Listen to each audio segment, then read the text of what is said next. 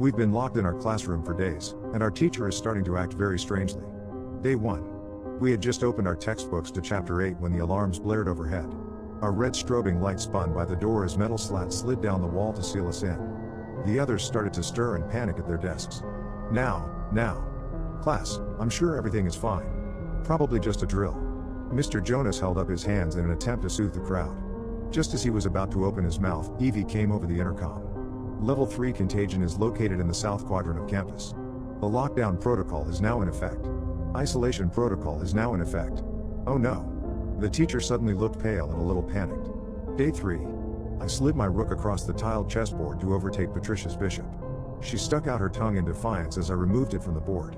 I smirked and then shoved another saltine cracker in my mouth.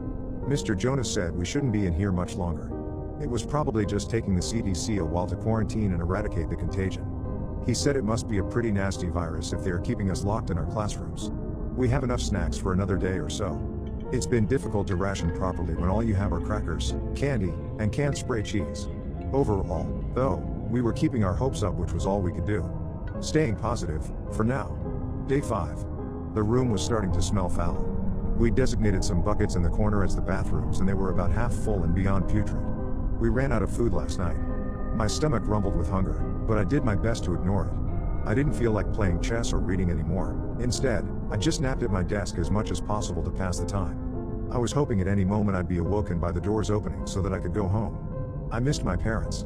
Mr. Jonas was losing his composure too. He'd been pretty put together up to this point and ensuring we were all calm. But his eyes looked a little wild now, and he kept pacing the room talking to himself. A few times I heard him cursing under his breath and then reciting prayers. I hope we get out of here soon. Day 8. Bang. A pounding sound coming from the other side of the classroom pulled me from my dreams. Bang. I stayed still to appear asleep but cracked my eyes just enough to watch as the biology teacher smashed a chair against the steel door over and over again. Bang, bang, bang. He was losing it. Let us out of here. Mr. Jonas screamed as he tossed the chair to the side. I cannot do that, sir. A level 3 contagion has been detected. I have sealed off the affected area, but you must stay isolated for your safety.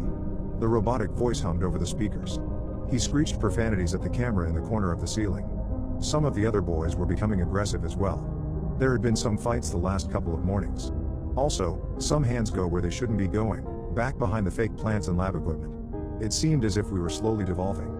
Becoming an enclosure of chimpanzees, like one you'd see at the zoo but only hungrier. We needed out, or something terrible was going to happen. Day 10. We'd been on a diet of tap water for the past 5 days. I felt dizzy every time I stood at my desk. The room would spin and I'd almost black out. I kept my footing by sheer force of willpower.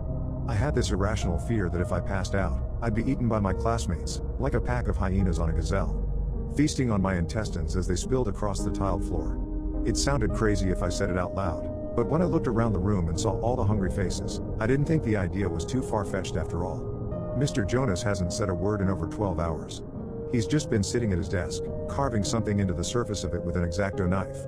For the first time today, I thought that maybe we weren't going to make it out of this. Maybe we were all going to die in this classroom. I hung my head and cried. Day 13. Mr. Jonas. Mr. Jonas, stop, Micah cried. Don't you see? We have to do this, we need food.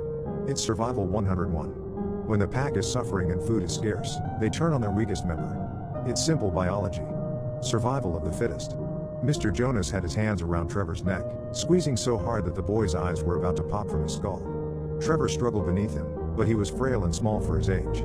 Micah grabbed a large beaker from the table and lifted it high over his head. Mr. Jonas, stop now. Don't make me do this. But the teacher was long gone. His eyes gleamed with delight as drool dripped down his chin from salivating at the thought of a meal. I jumped to my feet as Micah brought the beaker down as hard as he could onto Mr. Jonas' head. It shattered to pieces on impact, knocking the teacher out cold. I helped Micah push him off. Trevor. The poor kid was wheezing and gasping for air as tears streamed down his face. You're all right, it's okay, you're all right. Micah patted the kid on the back, trying to calm him as he wailed. Suddenly there was a scream like a war cry and Mr. Jonas was airborne. He leapt across a desk and plowed into Micah. They both went sprawling across the tile.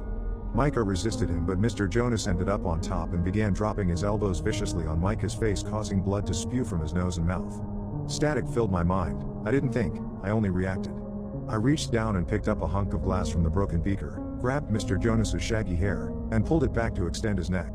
I pulled the glass through the meat of his throat as hard as I could. I'd never seen so much blood before. It poured in a waterfall across Micah's chest. Mr. Jonas fell to the side once more, this time never to get up again. I stared at my blood-soaked hands. I felt nothing. No remorse, no fear. Only static. Suddenly the metal slats retracted into the ceiling and the door swung open. Lockdown protocol has been lifted. Please continue with your regular schedules. Lockdown protocol has been lifted. Her cheery robotic voice seemed so distant and out of place now. The other students gathered around me, just staring at the pool of blood. I think it was the hunger talking, but a part of me wanted to know what it tasted like. I think the others did too. Thankfully, before that could happen, a man in a suit strolled into the classroom. "Hello, class." His perfect teeth gleamed under the LEDs. Before we could say anything, a team of adults in overalls poured into the room. Some began taking pictures of everything. Others started cleaning up Mr. Jonas. One man with gray hair dropped a large box on the teacher's desk and opened it. He then started throwing fresh fruit and granola bars at each of the students. We devoured everything he gave us. I started to feel more like myself after 2 bananas and 4 granola bars. They tasted like heaven, sweet salvation. The first man with the nice teeth in the expensive suit waited until we were all done before he addressed us again. "I know it's been a long 13 days, guys. I appreciate you all hanging in there. I've alerted each of your parents that you've been cleared to go home." The classroom erupted in cheers as we all hugged each other. Even Micah, covered in gore, danced around excitedly. "You'll all be able to go home soon, but first I just need to do a little debrief with each of you before you go. I'm going to set up in the counselor's office, and Mr. Moses here is going to bring you down one by one to give your account of what happened here during isolation." We all nodded our heads in agreement, anything to get out of here. Mr. Moses, the man with the gray hair and the snacks, took us down one by one, and we spilled our guts to the man with the nice teeth.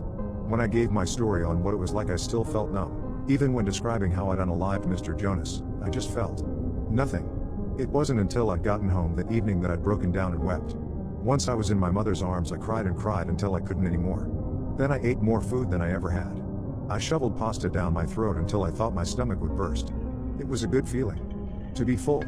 To be human again. Years later, while I was at university, a whistleblower leaked that what we'd endured at the school was a government cover-up for a top-secret experiment. There had been no virus, no contagion.